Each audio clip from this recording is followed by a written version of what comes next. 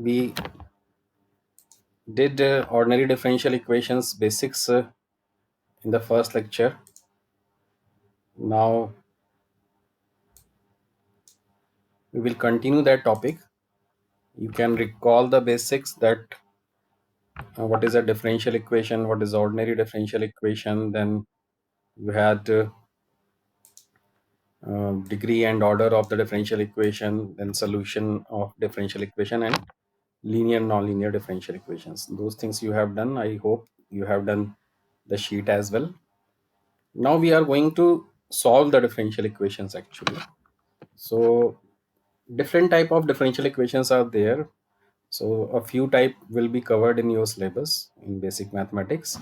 So we start with the simplest thing, ordinary differential equations of first order and first degree. I repeat, the people who had mathematics in +2, they have studied some of these methods in their syllabus in +2 only, right? Like this one, first one, which is variable separable method, right? That means differential equations solvable by separation of variables. What is the meaning of this and how this method proceeds? Let's look at this. First thing, first order first degree differential equation we have represented by this dy by dx equals to f of xy. That may be represented in many terms, but that is the simplest form. Why it is first order? You can recall the definition that this is the only derivative dy by dx that is of order 1. The highest order is 1. Therefore degree order of the differential equation is 1. As well as इसकी जो degree होगी that will be defined as degree and its power or degree is 1, so degree is also 1. So it is first order as well as first degree because of this term only, and that remaining thing can be any function of x and y that does not affect the degree or order of the differential equation, because only derivative decides that. So that is one general form representation of this first order first degree differential equation, right?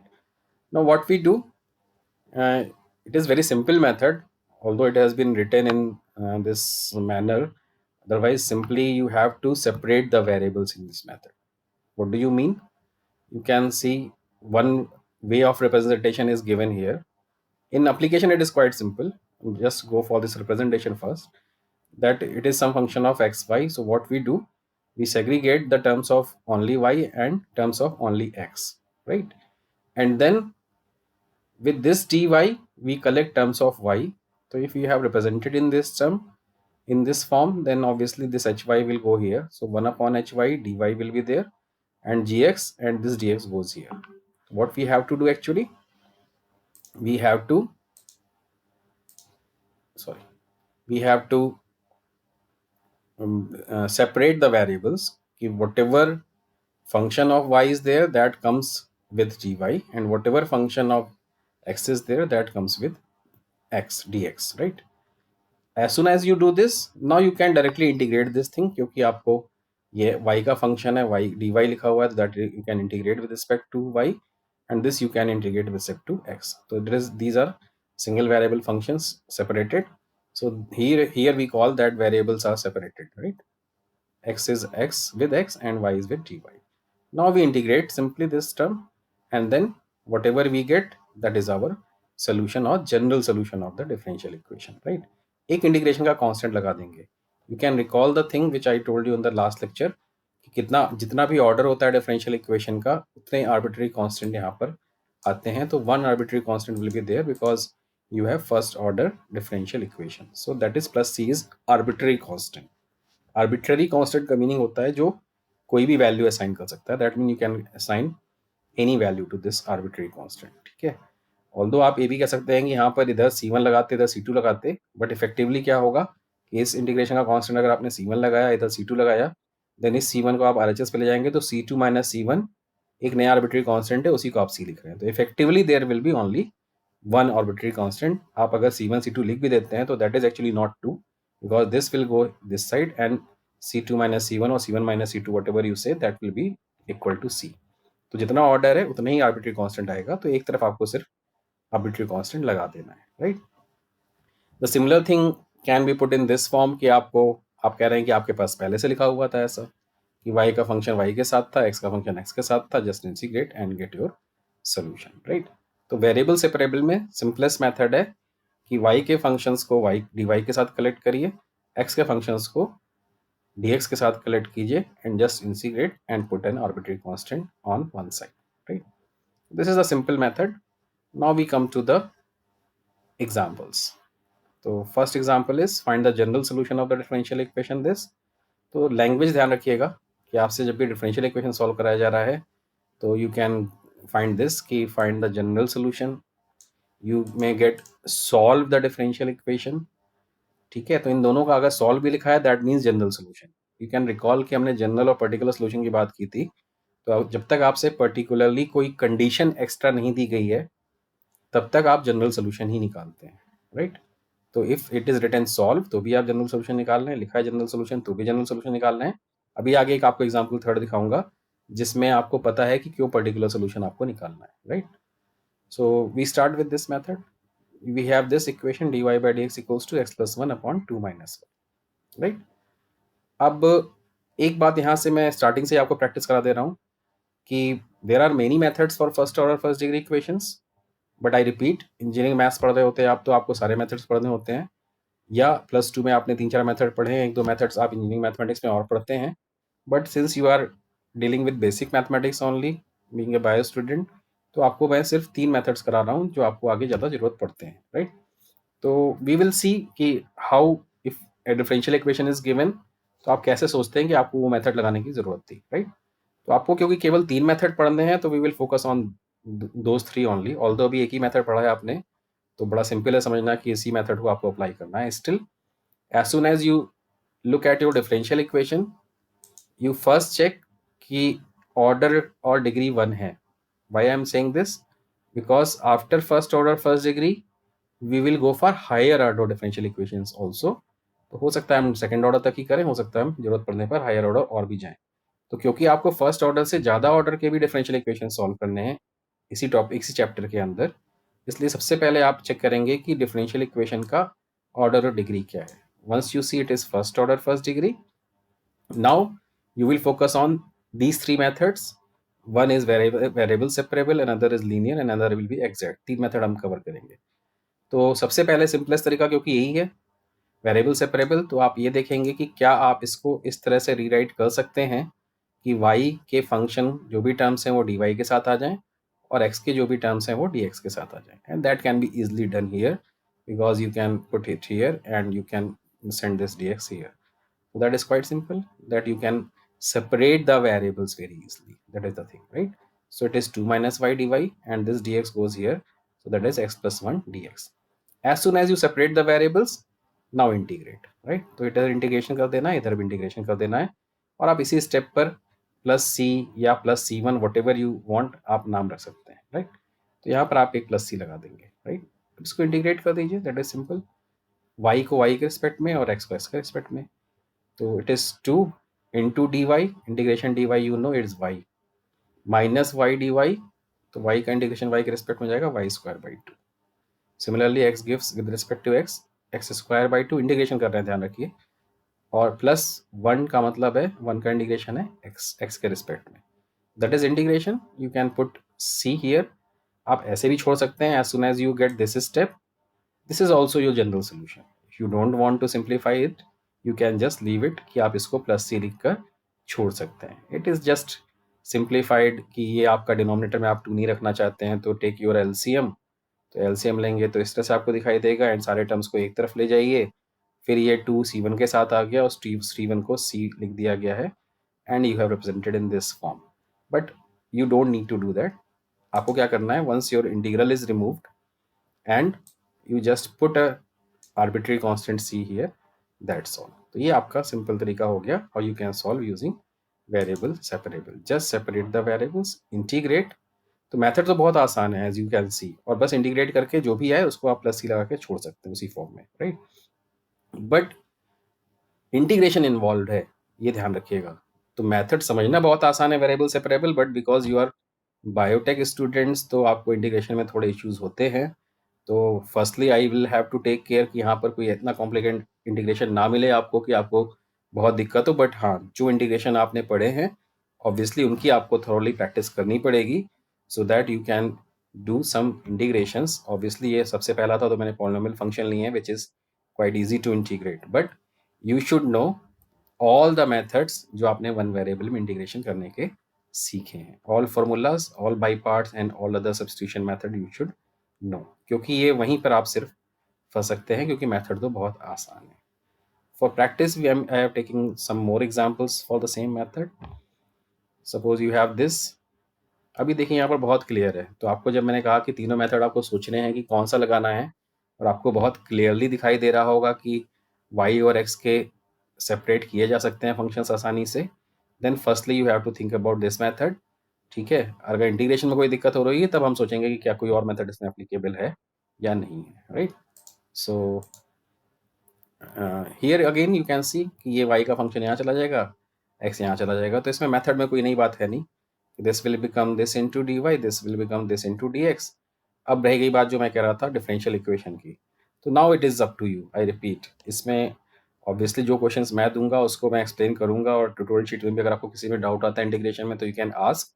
But मुझे exactly नहीं पता है कि आपने basic maths 1 में कितने level के integration solve किए हैं, तो इट्स योर रिस्पॉन्सिबिलिटी की इंटीग्रेशन जो आ रहा है वो आपको सही में आ रहा है या आपने नहीं पढ़ा है, दोनों चीज़ें आपको बतानी पड़ेगी. ठीक है, तो अगर आपने पढ़ा है तब तो मैं हेल्प कर सकता हूँ, अगर आपने पढ़ा ही नहीं है, क्योंकि कुछ फंक्शन कई बार आप नहीं पढ़ते हैं कॉम्प्लिकेटेड लाइक इनवर्स फंक्शन वगैरह, तो वो आप बता दीजिएगा कि इस तरह का इंटीग्रेशन आपने नहीं पढ़ा.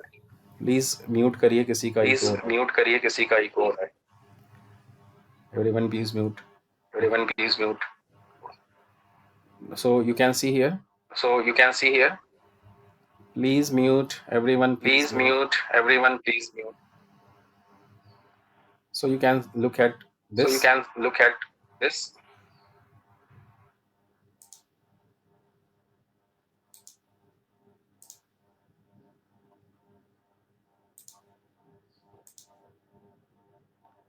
Okay. So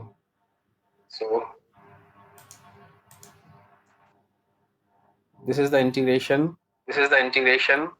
Please mute कर लीजिए. सबको इको होगी sound. Okay. Now you can see the integration. Sine y है तो साइन y का तो इंटीग्रेशन सीधे आप माइनस कॉस y बता देंगे. जब ये y cos y है तो इट इज बाई पार्ट्स, कि first function into integration of second, then minus times derivative of first integration of second, and so on. Similarly it is x2 log x plus 1.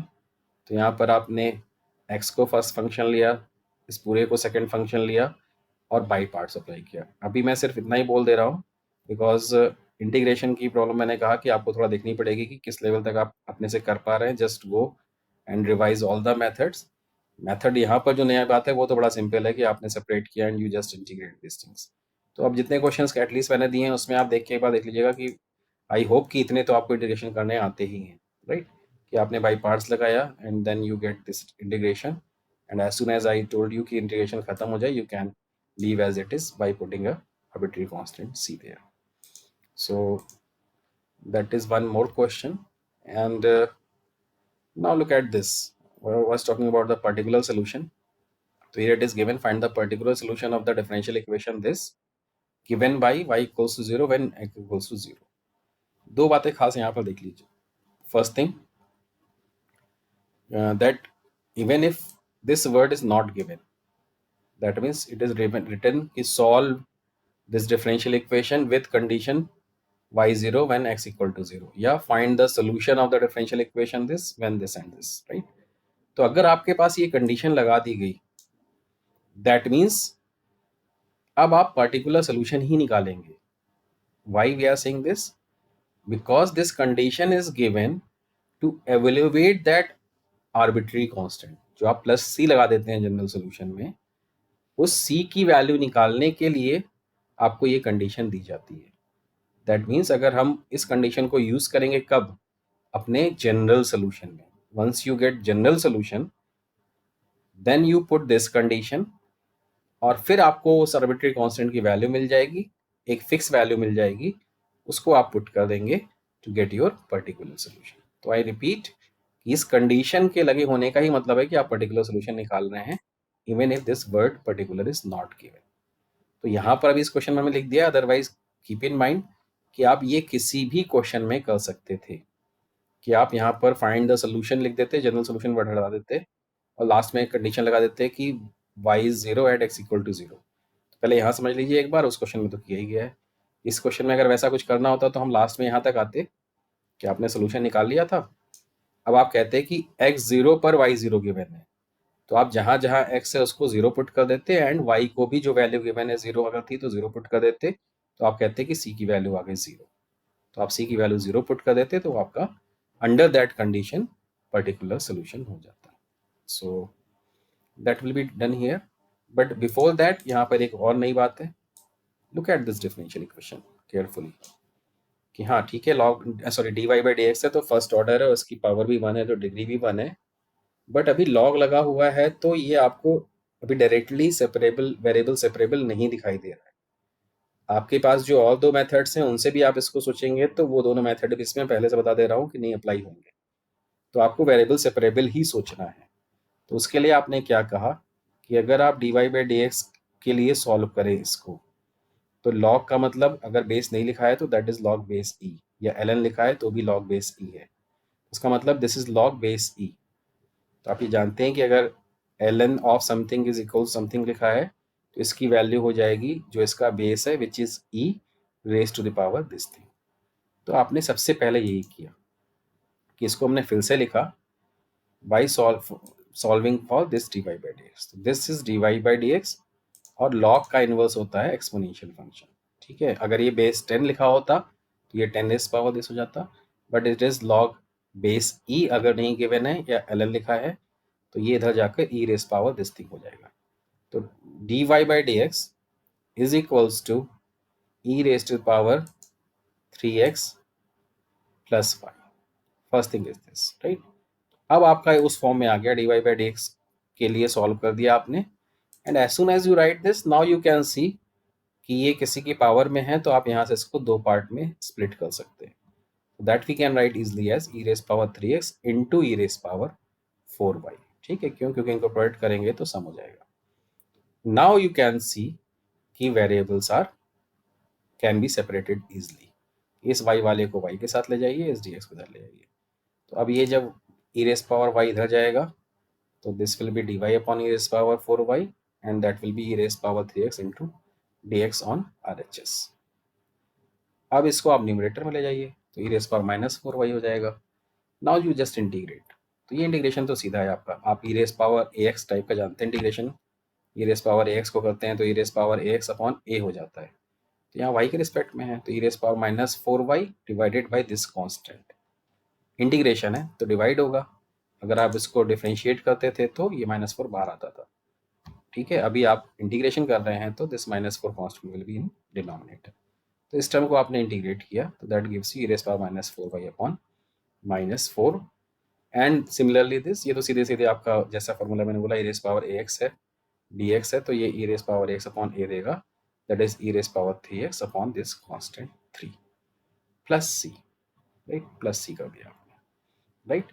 तो मैंने कहा कि आप इसको इस फॉर्म में भी छोड़ सकते थे, ठीक है, बट यहाँ पर आपको क्योंकि कंडीशन लगानी है तो even if you want you can put in this also, directly लगा सकते हैं इसमें आप कंडीशन, और अदरवाइज आप इस फ्रैक्शन को हटाना चाहते हैं तो you know how to do this. इनका एलसीएम ले लीजिए, तो इनका एलसीएम आएगा -12 और उसको आप थ्रू आउट मल्टीप्लाई करके सिंप्लीफाई करके लिख दीजिए, तो you can write in this form.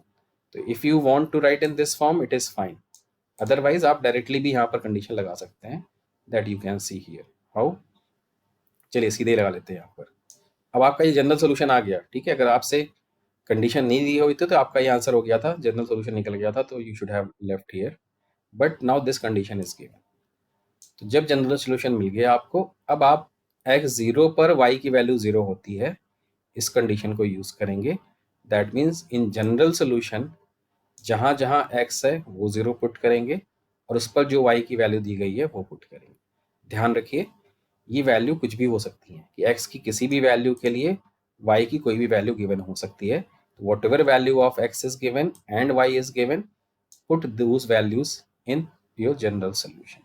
तो x0 रखेंगे तो क्या बनेगा, ये ई रेज पावर 0 1, y को भी 0 रखेंगे तो e रेज़ पावर 0 1, तो c क्या हो जाएगा, ये -1/4 है, और इसको उधर भेज दीजिए तो ये भी -1/3 हो जाएगा, and then you can easily find out the value of CS -7/12 directly. आपको सिंप्लीफाई करने की जरूरत नहीं है ऐसे डायरेक्टली, आप क्योंकि 0 है ना तो कोई दिक्कत ही नहीं है, 1 हो जाएंगे।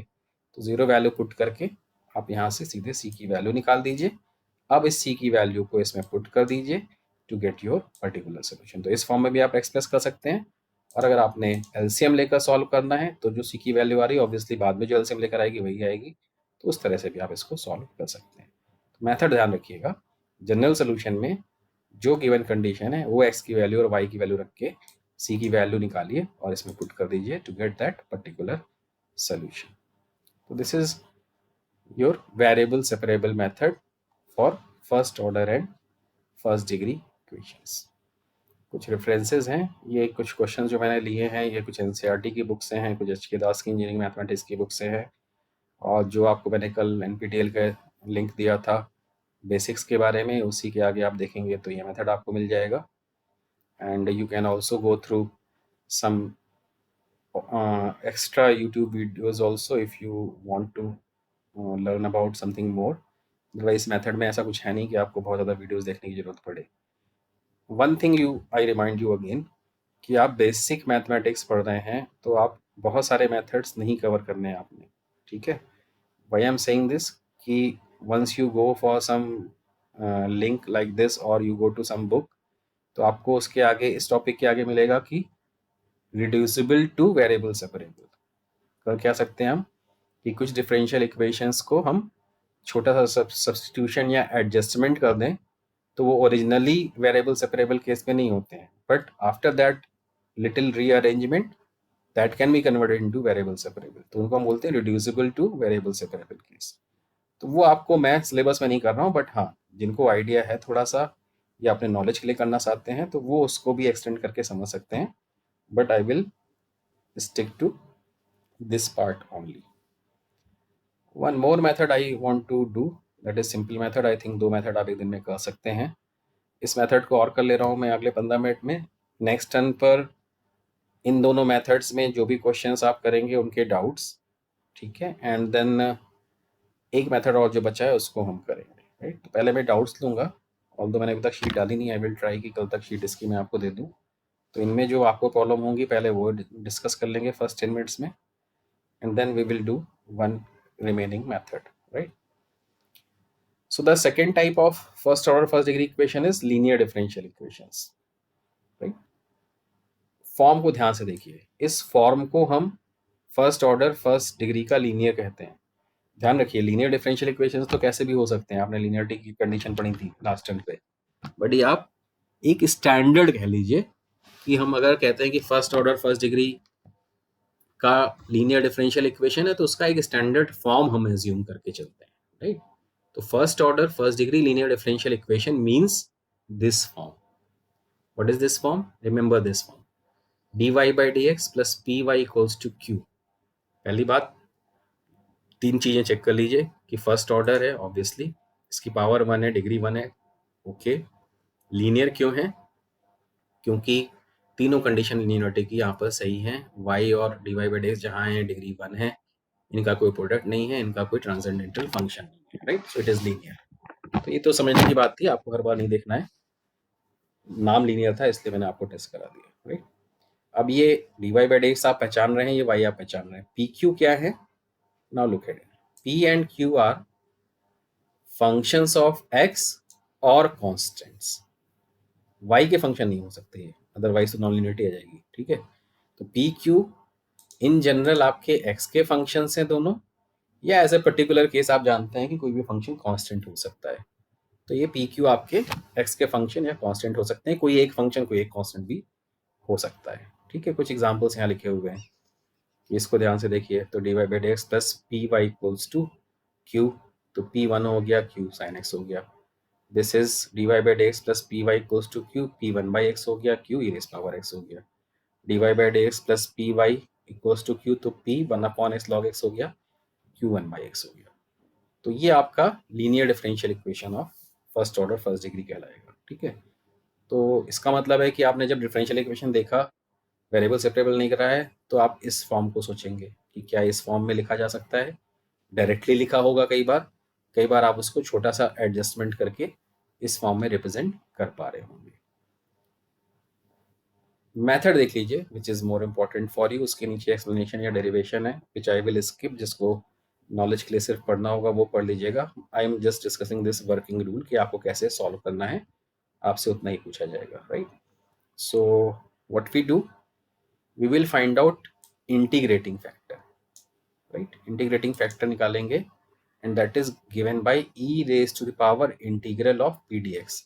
ई की पावर में ध्यान रखिएगा, E raise to the power integral P D X. P क्या है, ये वाला फंक्शन है, ठीक है, ये वाला फंक्शन है जो y के साथ मल्टीप्लाइड है, that is the function p।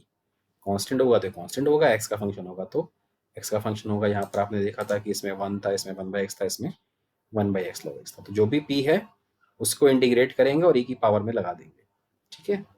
अब क्या करेंगे, अब आप इसके बाद सीधे इसका जनरल सोल्यूशन लिख सकते हैं। How, y into integrating factor means this value, तो y into this integrating factor E raise power. कई बार आप देखेंगे ऐसे ही लिखा होता है y into e raise power integration p D x, but better है कि आप इसको पहले इवेलुएट कर लें and then you put this in this expression. y into this integrating factor equals to integration this right hand side is q, तो q into this integrating factor again इस पूरे प्रोडक्ट का राइट हैंड साइड जो q है उसको integrating factor multiply कीजिए, इस पूरे को इंटीग्रेट कर दीजिए और एक फर्स्ट ऑर्डर है इसलिए प्लस एक आर्बिट्री कांस्टेंट c लगा दीजिए। तो ये आपका जनरल सोल्यूशन हो जाएगा। तो करना क्या बचेगा, ऑब्वियसली एक बार आपको यहाँ इंटीग्रेट करके एक्सपोनेंशियल टर्म निकालना है and another you have to do this integral in the same question, ठीक है। अब ये जो नीचे लिखा हुआ है एक्सप्लेनेशन वो बेसिकली इसके लिए लिखा हुआ है कि how this E raise power P x is integrating factor, right.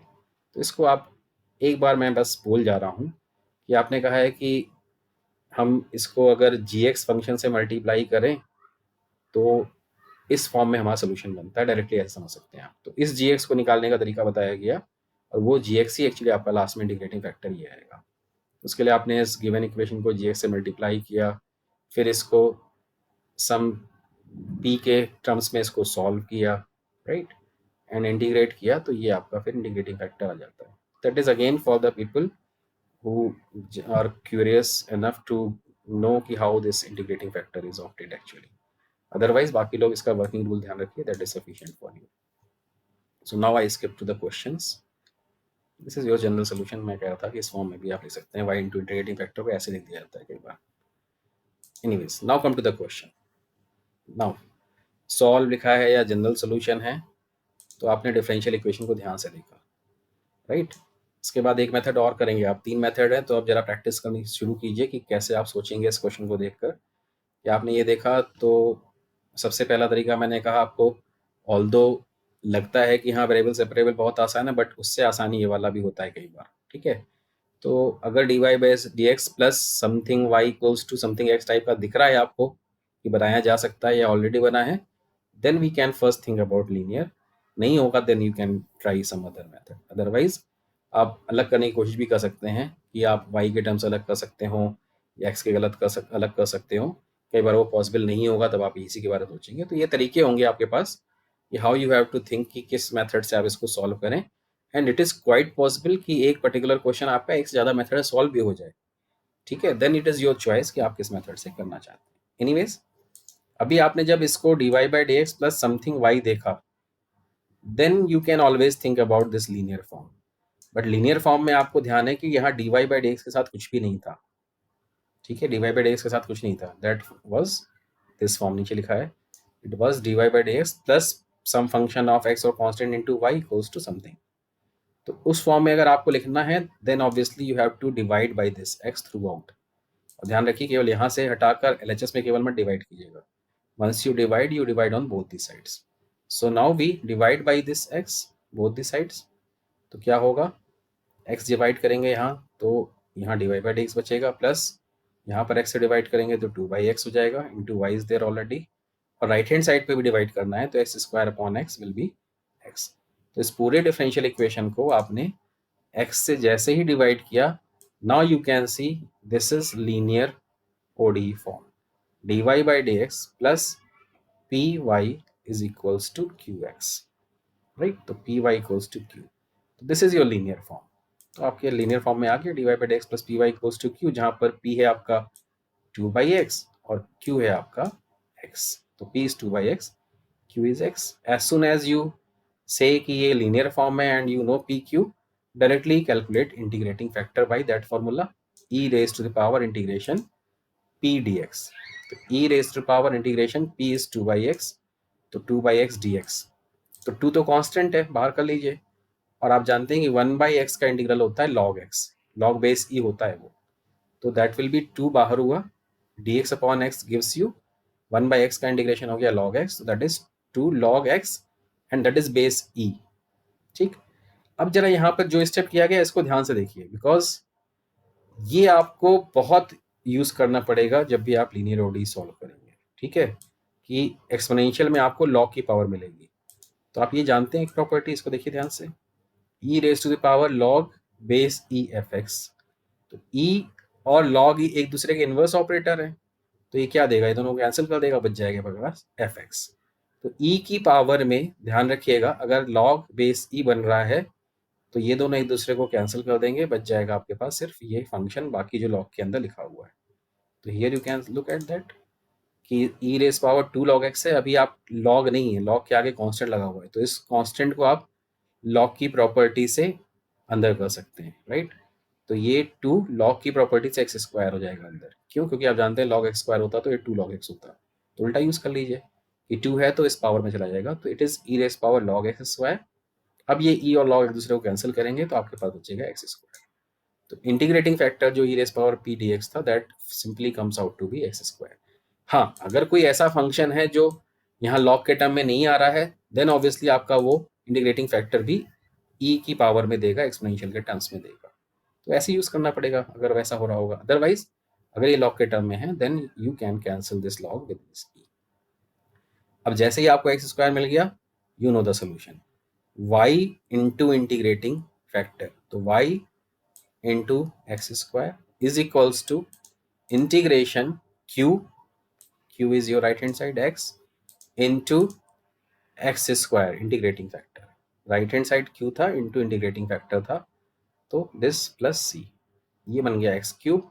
इसको इंटीग्रेट कर दीजिए, एक्स रेस पावर 4/4 बनेगा पहले, फिर आप चाहें तो इस एक्स स्क्वायर से इधर डिवाइड कर दें, then you will get y equals to, जो यहाँ एक्स पावर 4/4 था, एक्स स्क्वायर से डिवाइड करेंगे तो स्क्वायर बाई 4, लिखना चाहें तो आप ऐसे लिख दीजिए c into X raise power -4। Otherwise मैंने आपसे कहा कि आप यहाँ पर y into x square is equals to x4/4 plus C भी लिखकर छोड़ सकते हैं। So this is linear differential equation. One more example is there, फटाफट देख लीजिए। अगेन जब इस फॉर्म में था तो इमीडिएटली ये लीनियर नहीं है क्योंकि डिवाइड बाई एक साथ ये है, बट आप समझ रहे हैं कि अगर इसको आप डिवाइड कर दें तो फिर से पिछले क्वेश्चन जैसे लीनियर बन सकता है। दैट वी डू कि यहाँ x+1 से थ्रू आउट डिवाइड किया तो D Y by D x minus y upon x+1 is equals to, right hand पर भी जब आपने x+1 से डिवाइड किया तो ये रेस पावर x और जो 2 पावर थी इसको डिवाइड करने पर एक पावर कैंसिल हो गई, तो यू हैव दिस। तो p क्या बना, -1 अपॉन x+1। साइन भी ध्यान रखा कीजिएगा, यहाँ पर प्लस पी वाई था तो p में साइन भी माइनस आएगा, तो p is -1/x+1 and q is this right hand side. Integrating factor is e raised power integration p dx, तो p में आया -1/x+1 dx। 1/x है या 1/x+1 है, दोनों ही log देते हैं, तो log ऑफ x+1 हो गया, ये माइनस साइन अंदर एब्जॉर्व कीजिए log की प्रॉपर्टी से, तो यहाँ पर पावर -1 हो गई, और फिर से e और log ने कैंसिल किया एक दूसरे को, तो ये हो गया x+1 इनवर्स, या उसको आप लिख सकते हैं 1/x+1। ये इंटीग्रेटिंग फैक्टर आ गया, तो general solution is y into this integrating factor 1/x+1 is equals to, this is your right hand side, q into this integrating factor is here. सो ये दोनों कैंसिल हो गए, बच गया integration E raise power x, वो वापस आपको देगा ई रेस पावर x, और एक आर्बिट्री कांस्टेंट प्लस c लगा दीजिए, that is your general solution. तो देख लीजिए मेथड तो आपको समझ में आ जाएंगे, 3-4 क्वेश्चंस आप करेंगे तो method you can easily apply, but फिर से यहाँ पर क्या आपको दिक्कत है कि ये इंटीग्रेशन कितनी आसानी से होगा, और बाद में जब आप integration Q into integrating factor करेंगे तो ये इंटीग्रेशन आपको कितना डिफिकल्ट या ईजी होगा। और वेरिएबल सेपरेबल में तो आपको डायरेक्टली इंटीग्रेट ही करना है सेपरेट करके। तो main thing you can understand कि आपको इंटीग्रेशन अच्छे से आना चाहिए, एटलीस्ट उस लेवल का जितना आपने किसी भी पहले क्लास में पढ़ा है। ठीक है, with this remark I am closing today's lecture. इन दोनों मेथड की कुछ क्वेश्चंस मैं कल तक कोशिश करूंगा डालने की, उनको सॉल्व कीजिएगा और वेंसडे को मॉर्निंग में या दिन में पोस्ट करके रखिएगा।